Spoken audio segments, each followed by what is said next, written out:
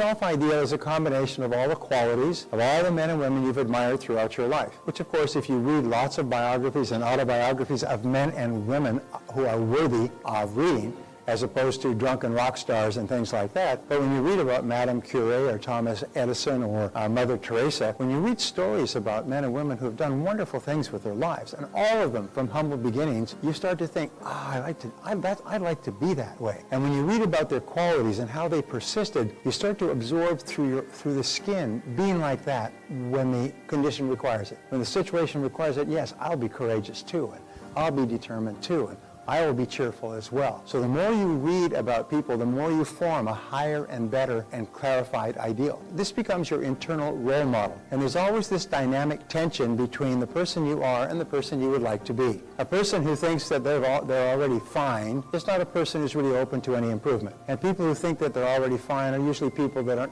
not really that admirable, because every admirable person you'll ever meet thinks that they could be much better than they are. They could do much better. They always feel that I could be much more successful than this, or a better person, or I could be more compassionate and more patient and more loving. Even though other people think, geez, you're doing very well, they always compare themselves against an ever higher standard, which means that they're always in this state of dynamic tension toward becoming better and better and better. When you admire these people, you have an unconscious tendency to be more like them. And that's why it's important that you think and talk about people that you admire. The great tragedy for many young people today is that they admire divas and rock stars and basketball players and dancers with the idols. Those are the people they admire. And you can tell who they admire by who they watch, who they tweet, who they look at, who they replay, who they discuss, and so on. And that's not really very healthy, because these people are not good role models for young people. They're not good role models. I have had my life so profoundly and positively changed by role models, mostly men who kind of took me under their wing when I was growing up and coming from a lousy home. And they became role models to me, as even to this day, decades later, I can remember still wanting to be someone that they would approve. Somerset Maugham was once asked why he wrote so prolifically, and he had a beautiful line, which I think applies to life. He said, "I write to earn the respect of the people I respect." And what I have found is that that's what we do in life, is we do the things we do to earn the respect of the people we respect, and at least not to lose their respect. And many of us would go through tremendous privations and sacrifices not to lose the respect of someone whose respect we value. And so thinking about whose respect you value is a really important point. Who is really important in my life? Who do I really respect? And then you think, what would I need to do or not do to earn or to keep this person's respect? And you don't even have to know them. They can be people who are people that are very admirable. There is a difference between your self-image, the way you see yourself now, and your self-esteem, which is how much you like yourself. And here's an interesting discovery. Here is your self-image, and here is your self-ideal. This is the ideal person that you could be, and this is the person that you are today. And there is a dynamic tension between the two. And whenever you do anything in the present that is consistent with the person you would like to be, your self-esteem goes up. You like yourself and respect yourself even more. Whenever you do anything or say anything, you get mad or impatient or short-tempered or something. Whenever you do something in the short term that causes you to move away from the person you would really like to be, your self-esteem goes down. So successful people are always trying to adjust their behavior so their behavior is more and more like the person they would ideally like to be, the person they admire the most. And then each time you do something that's consistent with the best person you could be, you like yourself and respect yourself more. And it becomes a lifestyle to constantly be doing the things that you know that others would admire, the things, the quality, doing the behaviors that the people that you admire the most would engage in. Very small thing, but a very big thing. So your self-esteem is largely determined by the gap between your self-image and your self-ideal. And is it contracting and getting smaller? Then your self-esteem is high. If it's getting wider because you fell off the wagon, you did or said something, that you're not happy about, that's not me, then your self-esteem will go down. So striving to be like your ideal causes your self-esteem and self-confidence to go up. And then when somebody gives you a compliment that is consistent with you being a better person, then you really feel happy because you really feel that you're moving toward that great goal. So the stages of changing your self-concept are, number one, the change must be perceived by you as being both desirable and necessary. Remember we said before, changing a light bulb, the light bulb has to really want to change. Well, for you to change, you must consider it to be desirable, is something that you want, and necessary. This is something I need to do if I'm really going to realize my potential.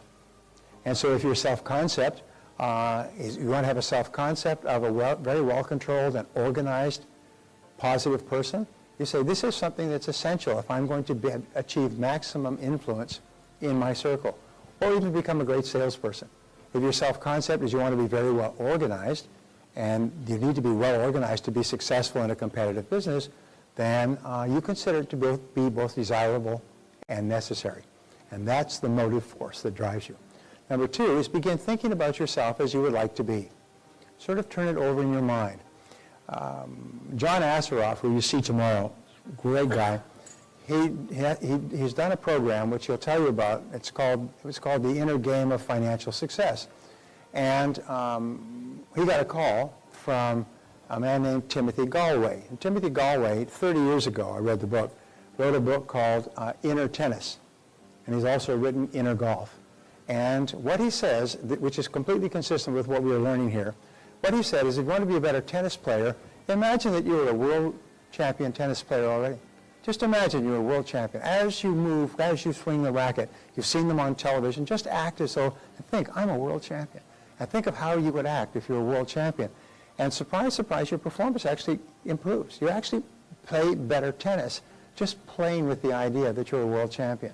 And if you're if you want to be a better golfer, then play with the idea that I'm already a great golfer. I am a great golfer. And just imagine, this is what you like, just imagine that you're already a great golfer, and you'll actually end up playing better golf. He calls it the inner game of tennis, the inner game of golf. And it's the same thing with you. When you imagine yourself as already excellent at what you want to do. I told you about my friend who I helped him to envision being absolutely excellent at karate. And instead of being stressed or tension, just think about yourself. You're already a champion. One of the best people. All these people have come to see you because you are so damn good at what you do. And he walked on there and he smoked. He got higher grades and won more contests, and he's still doing it, than he ever had before. And he said it was easy. It was easy because your subconscious mind organizes every single motion so it's consistent with this new picture. Begin to visualize and create clear mental pictures. A visualized picture is a command to your subconscious mind, and when you visualize yourself performing at your best, your subconscious mind organizes your behaviors and actions on the outside so they're consistent with the picture that you just fed. It's almost like the picture is the command or the seed, and your subconscious mind is the garden. And what it does is the subconscious mind grows the behavior that you visualized. All the work on self-image psychology is really exciting. Visualize yourself as positive and confident. Visualize yourself as successful. Visualize yourself as happy. And what happens is you begin to behave on the outside consistent with that picture, but it's natural. You feel natural with the new behavior. Practice your visualization over and over again, because every time you visualize, as we said, every time you visualize, your subconscious takes it as a new command. Like you just did it again. You just performed excellently again. And you just keep replaying the picture. Before every event of importance, you'll find that success, well, I'm probably jumping ahead of myself. Your image must be clear, vivid, and exciting. That means the greater clarity your picture of yourself performing or your picture of yourself in the future, the faster it comes into your reality. Vividness is the most important thing of all. That's why if you go and see a house or take pictures of a house and take those pictures and put them where you can see them, read Architectural Digest, which has beautiful homes, or Homes Beautiful, or Sunsets, Home and Garden, Beautiful Homes and Garden, and read those pictures so you feed your mind with these photographs, almost like feeding them into your mental computer.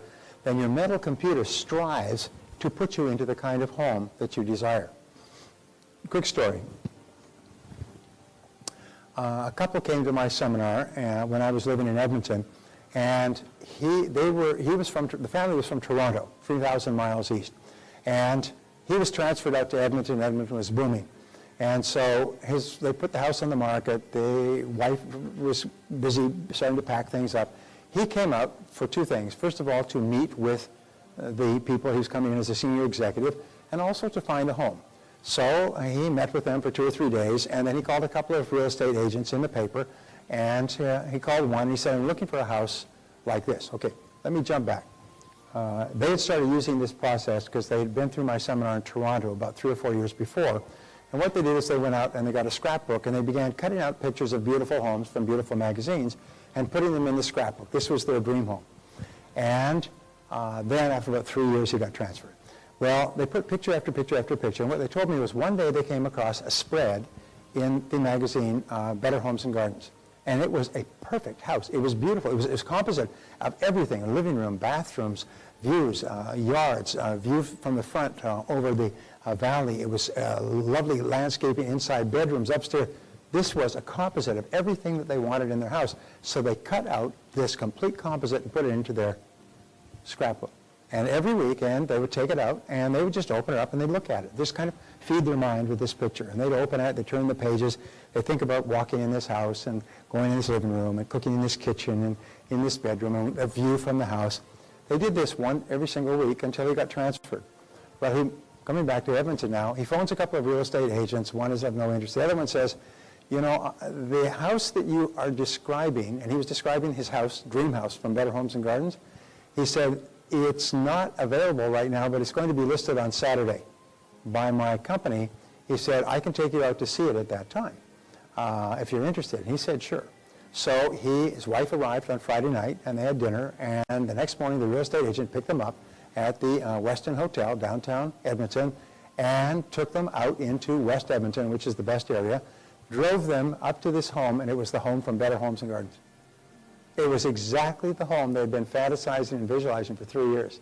And they walked in and they said, oh my God, this is the house. This is the house. It's the only house they looked at. And the next question, could they afford it? It turned out the price, the terms, the down payment, everything, even including the occupancy date, was perfect. And a couple of months later, they sold their home in Toronto, packed up, moved out, and were living in that house at that time.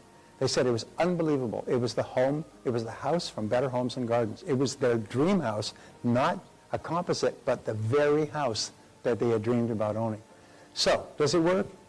Yes. Barbara and I are in the house that we're in today. We wrote down 42 things we wanted in a house, and we moved twice before we moved down to San Diego. When we walked into this house, it had 41 of the 42 things. The 42nd thing was a built-in vacuum cleaner system, which it didn't have, so we hired a maid. Does it work? Yes. And what does it take? A piece of paper. If you can't afford a piece of paper, your mother will lend it to you. She wants you out of the house anyway. All right. So, your image must be clear, and the greater clarity you have, the faster it will come into reality.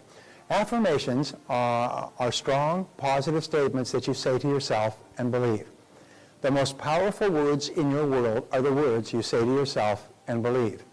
With affirmations, your future potential is unlimited. In other words, you become what you say to yourself most of the time.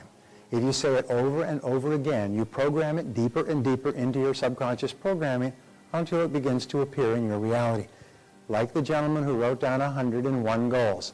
Every one of those goals appeared in his reality within 12 years, which is an incredible story, but it's not the only time I've heard that. These are based on the 3 Ps. Affirmations are, first of all, they must be personal. You always start an affirmation with the word I. I am, I earn, I achieve, I weigh. Second of all, like I like myself. I like myself. I like myself. Second of all, it must be positive. I am responsible. I am responsible. And third of all, it has to be present tense. I earn X number of dollars per year. I weigh X number of pounds. I drive such and such a BMW. I live in a 3,500 square foot custom-made house. One of my graduates did exactly that before he changed jobs. He lost his job after the seminar, which he thought was a real bummer. And one of his goals was, I live in a brand new 3,500 square foot custom designed home. Within 12 months, he had gone through 2 jobs, changed his income, increased his income, and he was closing on the house. He came back to my seminar a year later. He was closing on the house. And it was a custom designed, beautiful home that the builder had decided to sell rather than occupy himself. And so, does it work? Well, you know, never can be sure. But what if it does? What if it does? So affirmations are powerful. Always speak to yourself in positive terms. When you write down your goals, you write them as affirmations. I earn this amount of money. I weigh this number of pounds. I live in such and such a home. I have such and such, I acquire or I achieve such and such a net worth, and so on. Verbalization, speaking your affirmation aloud.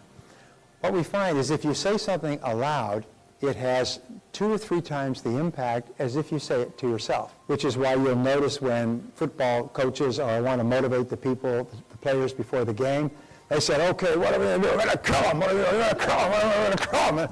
And they get themselves pumped. Because when you say it aloud, you get yourself really more motivated than if you just whisper it to yourself. So standing in front of a mirror and reading your goals or speaking out your verbalizations, I like myself. I like myself. I can do it. I can do it. I feel terrific. When you say it out loud and you say it to other people. If anybody ever asks me, day or night, how do you feel? I always say I feel terrific. I feel terrific. I feel terrific. And even if I don't, even when I was going through my cancer treatment last year, it was a very interesting experience, when people say, how are you doing? I say, I feel terrific. I feel great. Everything's going great. Terrific. Terrific. That might not have been completely true, but I was telling the truth in advance. So verbalization is really important. You increase the impact of your affirmation by 80% by simply saying it aloud. By simply saying it aloud. 6, assume the role. Act as if you're already the person you wish to be. Walk and talk and act. I tell salespeople, if you really want to be impressive, when you go in to see a client, imagine that you are extremely wealthy. You're worth $100 million. But one of your hobbies is calling on people for a friend of yours who owns a company. So you like to make sales calls because you just sort of like getting out there and getting among them. And so you walk in as though you're worth $100 million and just could not care less whether this person buys or not. You really like to be able to talk to them and find out what their needs are and help them if you possibly can. Whether they buy or not, you couldn't care less because you're wealthy. You're just doing this, for a friend. And when you have this attitude, I'm already wealthy, it takes the desperation out of your voice. Especially if the business is bad and the business is slow and you need the sale, you start to get a little bit desperate. There's a little edge in your voice and the customer says, ooh, no. Watch out here. Whereas when you're really relaxed and you don't really care if they say yes or no, you do care. I mean, that's clear because you've come, but you're not really upset about it or really concerned. They're much more likely to buy from you when you're more relaxed. So assume the role. Just act as if you were already the person. If you want to be popular, act as if you're already popular. Treat people as if you're already popular. Now, here's what we said before. The feelings will generate the actions just like as the actions generate the feelings. If you assume the role and walk and talk and act as if you're already the person you want to be, the feeling will generate the actions and you'll actually behave that way. And then as you behave that way, it'll generate the feelings. This principle of reversibility is very powerful. It's very powerful. Just act as if you were already successful. You can act your way into feeling by pretending that you have the quality already. We say, fake it until you make it. Because if you just pretend you have the quality, within a matter of minutes, you'll start to feel the quality. If you pretend that you're confident, you'll start to feel confident. If you pretend that you're happy, you'll start to feel happy. Frank Bettcher, who wrote one of the most important sales books of the last century, was called How I Made My Way from Failure to Success in Sales. And he talks in the first chapter, and that's all you really need. When he was selling, he was struggling, he was just getting by, and his sales manager took him aside and said, Frank, you have great potential, but you're just too lackadaisical. You don't have any enthusiasm. Yes, how can you expect to make people enthusiastic about our product if you're not enthusiastic yourself? He said, well, I just don't feel enthusiastic. He said, so what? He said, whether you feel like it or not, act enthusiastic. Just act enthusiastic. And so he went out, and his motto became, that was the book, is act enthusiastic, feel enthusiastic. Act enthusiastic, feel enthusiastic. Remember that old book by Frank Bettcher? It's one of the old sales train. If you want to feel enthusiastic, act enthusiastic. And that became his metaphor, and he went on to be the top-selling insurance salesperson in the country and made millions of dollars. And he taught thousands of people this. If you want to be enthusiastic, act enthusiastic. Pretend as if you already were. And within a couple of minutes, it becomes reality. You suddenly feel happy. Have you ever noticed men are like this more than women? You go to a party and they're all dancing, Yeah, I don't want to dance. Man says, I don't want to dance. I don't want to dance. I'm tired. I've had a long week. I don't want to dance. Oh, come on, just one dance. What if they play some really good music? I don't want to dance. All right, just one song. All right. So we say one song. Okay. Guy gets up and starts dancing. 3 hours later, they can't close the bar because this guy's still dancing and rocking and drinking and everything else. Because all you do is you just get up and you start moving. As a matter of fact, Shalene was saying something about that, the 5-minute rule, I think it was, that you just act as if you're totally engaged in the activity. Within a few minutes, you just start to feel engaged. It's really important. The 4 keys to rapid personality change are what are called the VAVA formula. And these are, first of all, visualize. Visualize and see yourself exactly as you want to be. Remember, the greater clarity you have with regard to this mental picture, the faster it becomes a reality. Second of all, affirm and make the statement clearly. Make the statement so clear that a child could understand. Now, here's an interesting discovery. The subconscious mind is very literal, and it accepts commands literally in the positive, present tense, personal tense. Also, the simpler the command, the easier it is for the subconscious mind to work on it.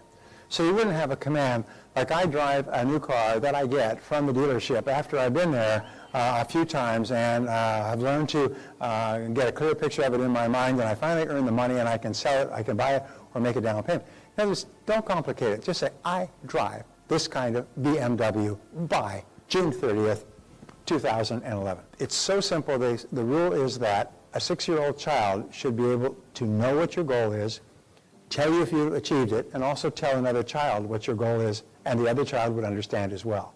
Your subconscious mind is like a child. It loves very simple commands. So what I always do is, I achieve this goal by this date.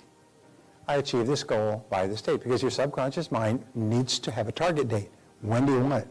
You don't call up and you say to a restaurant and say, could we come for dinner for 2? Or could we come there for dinner? And they say, sure. How many? We don't know. When? We haven't decided. What time?